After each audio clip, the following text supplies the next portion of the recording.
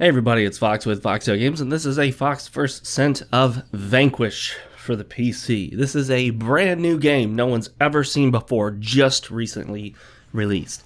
No, it's actually not. It's been out for quite a while now, on consoles that is, but the PC version just released, I think it was about last week sometime. And, well, how is it? Every time we get a PC title that's been out on consoles for a while, even if it's just a short while, we always have to wonder, what's the port like? But you know what? In most cases, the ports are at least as good as the console, and in many cases, they're far, far better. In this case, it is much, much better, but not as good as it could be.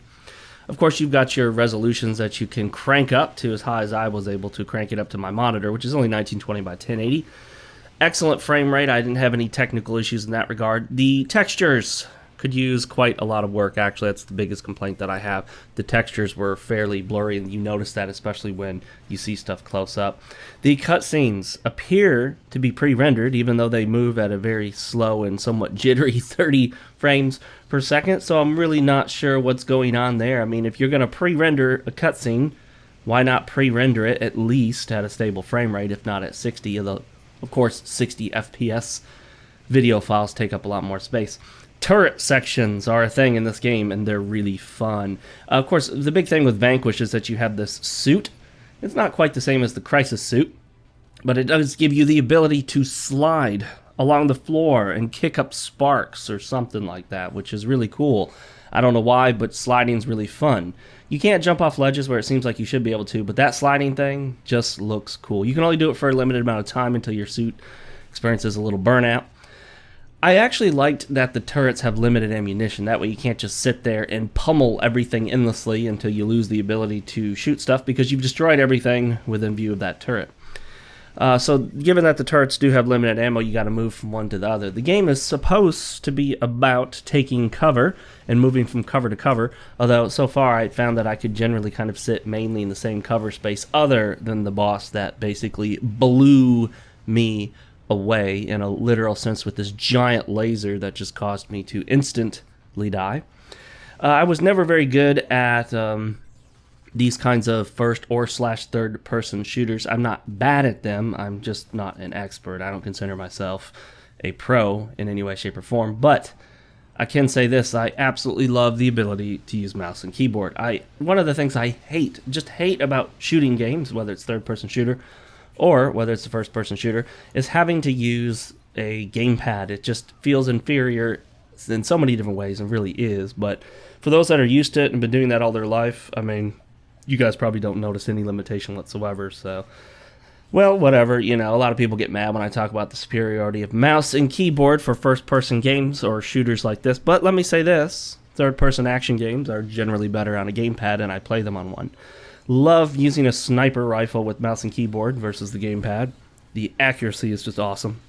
There are quite a few options in the game. I'll go over more of those when I do a full review of the game. Hopefully I get to that sometime. Who knows? It could be months. You guys know me and my schedule.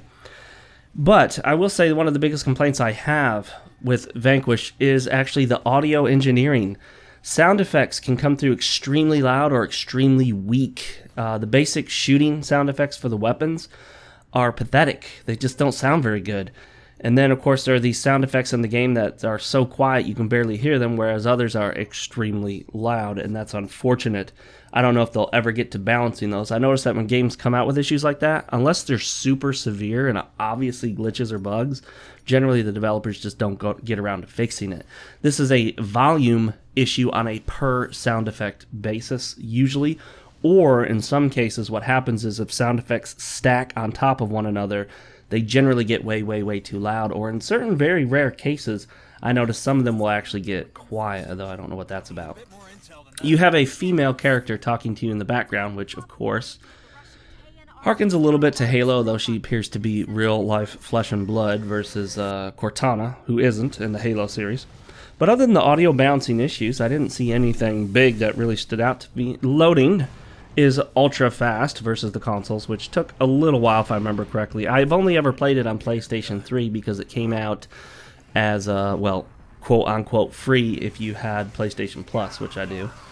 Though I didn't get very far in it, maybe an hour or two. A nearly upskirt shot of the female there. Didn't quite make it. but that's fine. I guess you need to keep that rating down on the game. The boss was interesting that you shot at some weak points, some obvious, glowing weak points, and then of course once you take out a weak point, the enemy goes down temporarily, and then you can shoot the main weak point, which disable or brings down their main health. So that should be familiar to anyone that's played games that have that kind of format, which I don't mind. It's fine. What do you guys think of Vanquish on PC? Have you played it? And if so, what is your experience so far on your system? I'm Fox with FoxeoGames, and I will see you guys next time.